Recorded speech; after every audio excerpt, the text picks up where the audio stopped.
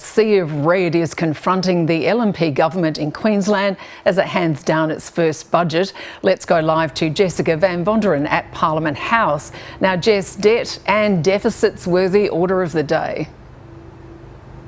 Hi Lexi. Yes, in dollar terms, the numbers are eye-watering, with deficits in the billions and debt in the hundreds of billions of dollars. But there are some sweeteners for first home buyers trying to break into the market, and some hip pocket relief for parents with primary school age children. A new budget from a new government putting its stamp on the state's finances. Serious and sober, mature and responsible. And unpacking targeted cost of living relief. Families will now get $100 for every primary school age student at the start of each year. It applies to all kids, regardless of whether they're at a private or state school. Father of two, Stephen Coles, feels there's nothing game-changing. Most of the big-ticket items have been taken away. One child is in high school and another in primary, which means they'll get $100. I might give us groceries for half a week, potentially. But probably not much more than that. This is a new initiative that will support families with the cost of excursions, school books, uniforms, whatever they need to give their kids the best start to the school year. Energy bill rebates are mostly gone. 600,000 vulnerable households will still get their standard discount. This year it increases slightly to $386, with the figure to be indexed each year. We promised a budget that would deliver targeted and responsible cost of living measures, and we've delivered. Across the board, the government will spend $100 billion next financial year. That rises to $104 billion by 2029. And there's not a surplus in sight. For the entire first term, the books are in the red. I've repeatedly warned it would be a serious challenge to return the budget to surplus, and it is. The government is forecasting total debt will climb to $190 billion by 2028 and hit $205 billion by 2029.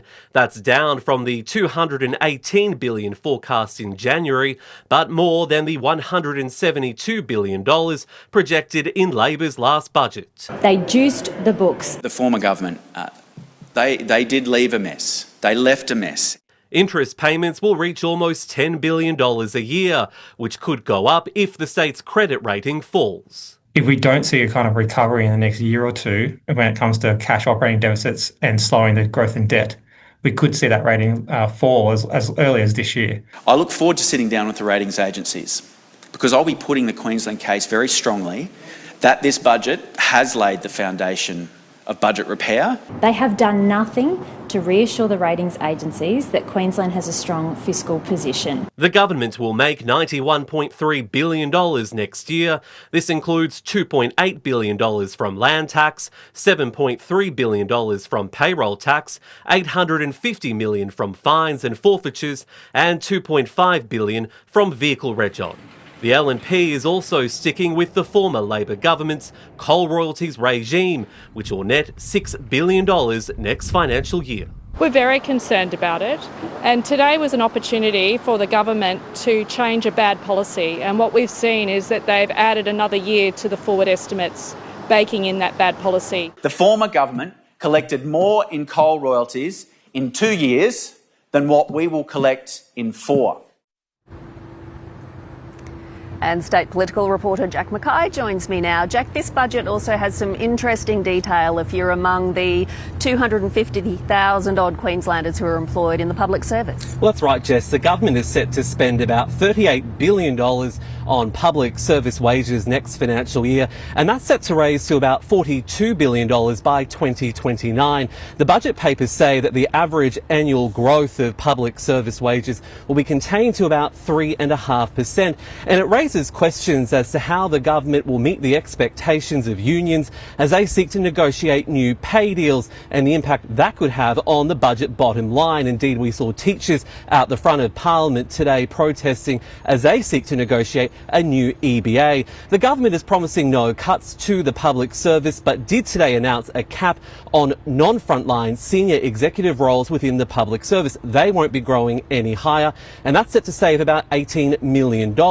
In another money-saving move, the government is also pushing back the delivery of the Barumba pumped hydro scheme, shaving billions of dollars from the budget bottom line. Jess. Yeah, that's a big change too, Jack. Thank you so much. Well, the government has launched a new scheme to bridge the deposit gap for first home buyers, part of a suite of housing measures in the budget. It's also furthered its crime crackdown and put aside almost $2 billion for the 2032 Olympic and Paralympic Games. Newlyweds Sinclair and Jake Petroni thought home ownership was out of reach.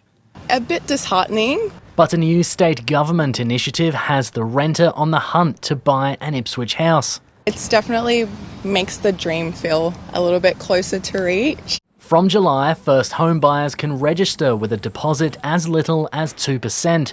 The government will take a 30% equity stake for new builds and 25% for existing homes, worth up to $1 million. It's good to see Queensland coming out with one of the most generous shared equity schemes in the country. It will be available to 1,000 applicants over 2 years, for singles earning up to $150,000 a year and couples earning up to $225,000. Housing is a key focus of the budget, with $5.6 billion allocated to social and community housing. A record 52,000 people are on the wait list, and the government wants to build 2,000 affordable homes a year to 2028. It should send a signal to community organisations that this government is not stepping away from a commitment to vulnerable people. The price tag for the 2032 Olympic and Paralympic Games is $7.1 billion, and just under $1 billion is allocated to athletes' villages in the budget. It's going to be a challenge. We know there's a shortfall of workers and skills, but there's a lot of stakeholders that are working very hard to underpin that. $832 million has been set aside as a starter for venues, with negotiations ongoing for how federal funds will be spent. They pay the same quantum that they were always going to pay. We're just asking it to be transferred from an asset that the private sector are lining up to build. The government's tough on crime approach will be backed by $2.4 billion over 6 years to increase Brisbane and Townsville prison capacity.